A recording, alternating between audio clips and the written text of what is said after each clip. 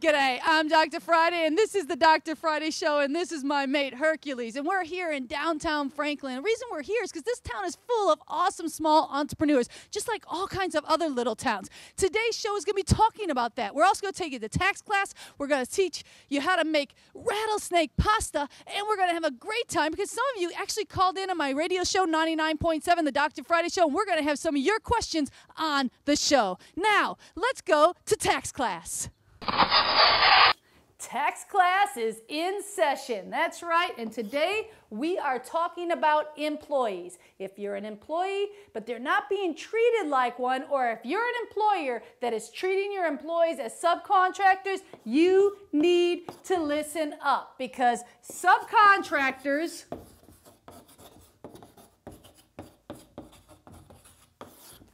are not employees.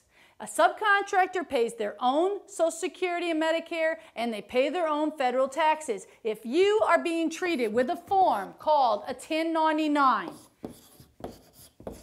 then that means that you are paying all your own taxes. But if your employer is saying first that you have to be at work at a certain time, here are the tools of your trade. Be that if you're working at a restaurant, at an automobile shop, an animal shop, whatever it might be, if they're providing you time that you have to be there, the customers to service, and the tools to do it, you are an employee. If you're not being provided, if they're saying you're a repair person and you can go over there sometime, you're supposed to do this repair, you've got your own tools and you can make up your own schedule, you are a subcontractor. The IRS is now doing all kinds of different surveys and different studies to find out employee, subcontractor. If you're found to be treating your people as subcontractors, but they're really employees, there are more fines that they're going to be adding to you're already basically fined because you're mislabeling your employees. Means that you're not paying the Social Security or Medicare tax that you as an employer are responsible for. Besides the fact that you're now filing late, besides the fact that you didn't file the right forms, all of these things can lead to thousands and thousands of dollars for mislabeling.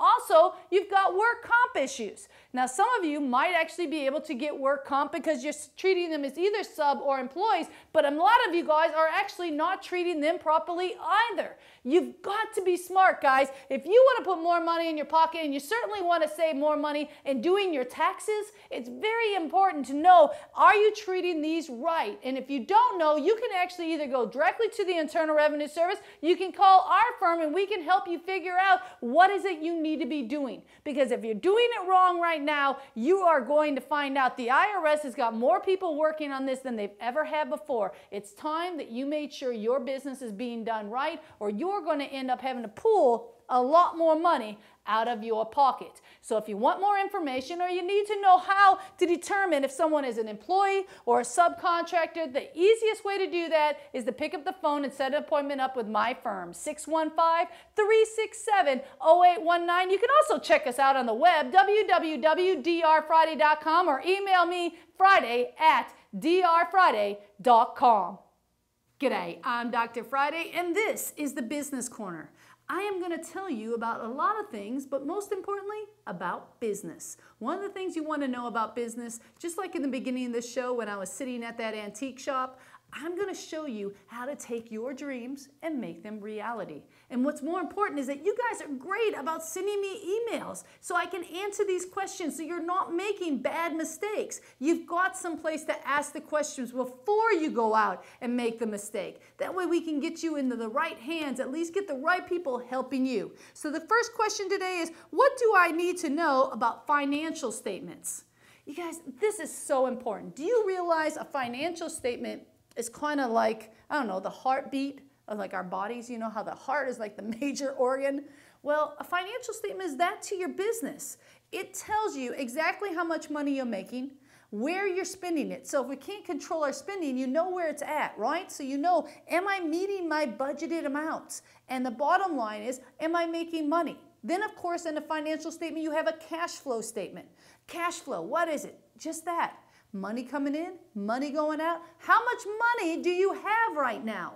Because a lot of times people I have clients that physically pick up the phone every single day and call their bank and ask, how much money's in there today?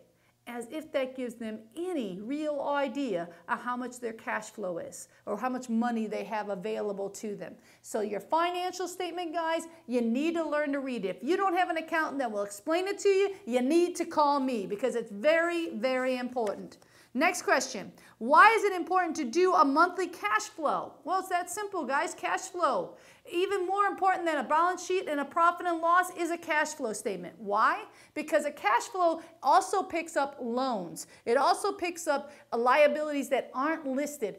Profit and loss, income and expenses. Now, expenses are not loans, bank loans, lines of credit, things like that.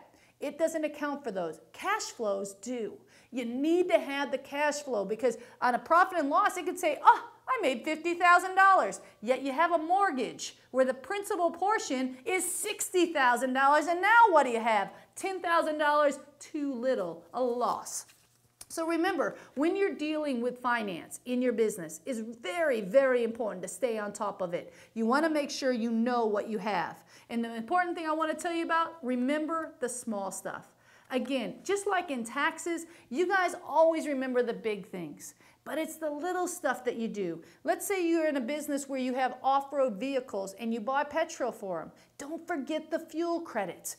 These are the kinds of things that people say, oh, $10 here, $10 there. It's the $10 that we're trying to go after. The big dollars doesn't make a difference. All the little ones will add up. 10 here, 15 here, 100 here. Next thing you know, you've got a couple $1,000s that you never knew you could save in taxes. So if you've got questions, you want to know how to run your business more successfully, call me, Dr. Friday Tax and Financial Firm, 615-367-0819. Dr. Friday Tax and Financial Firm. That's me. And that's who you want to call if you want someone to help you with your finances, help you with your taxes, and we're also the home of the $100 a month QuickBooks accounting package. What does that mean? It means I'm certified in QuickBooks. That also means I know how to make that software work for you, and I can save you up to 50% on your accounting services. Why? Because A, we're a family firm. We know what it takes to make money and we're going to help you save it. We also know how to deal with small business. We know how to keep the Internal Revenue Service off your back. This is all about helping you be out there and work harder and let us help save you money. So if you've got questions on taxes or accounting, give Dr. Friday Tax and Financial Firm a call at 615-367-0819 or check us out on the web at www.drfriday.com. We're going to be right back with the Dr. Friday Show.